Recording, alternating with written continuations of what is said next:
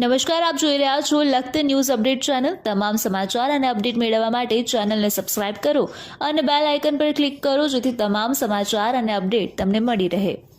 લખતર મોક્ષધામની અંદર નવું ગોડાઉન બની જતા લખતર બુટ ભવાની મંડળ લખતરના ત્રણેય ગોપી મંડળ દ્વારા કાર સેવાનું આયોજન કરવામાં આવ્યું। લખતર ગામની મહિલાઓ મોટી સંખ્યાની અંદર લખતર મોક્ષધામમાં પહોંચી અને પોતાનાથી જે થાય તે સેવા કરી અને જે ગોડાઉનમાંથી બહાર કાઢવામાં આવેલા છાણા છે તે પરત તેમના દ્વારા મૂકી દેવામાં આવ્યા હતા। લખતરની અંદર સદાય સેવાકીય પ્રવૃત્તિમાં કાર્યરત એવા બુટ ભવાની મંડળ અને લખતર ગોપી મંડળ દ્વારા એક ભગીરથ કામ ઉપાડવામાં આવ્યું હતું। આ ભગીરથ કામ અંતર્ગત જે સરકાર દ્વારા આ ગોડાઉન બનાવવામાં નહોતું આવતું, આ ગોડાઉન છે તે તેમના દ્વારા સ્વ ખર્ચે અને લોકોના દાતાઓના સહયોગથી બનાવી દેવામાં આવ્યું હતું। ત્યારે આ ગોડાઉન બની જતા જે દાતાઓ છે તેઓ પણ આ જગ્યાએ ઉપસ્થિત રહ્યા હતા। તેમની સાથે સાથે બુટ ભવાની મંડળ અને ગોપી મંડળો દ્વારા કાર સેવા કરવાનું આયોજન કરવામાં આવ્યું હતું। આ કાર સેવા અંતર્ગત જે ગોડાઉનમાંથી છાણા બહાર કાઢવામાં આવ્યા હતા તેને સલામત રીતે પાછા સ્થળે મૂકી દેવામાં આવ્યા હતા।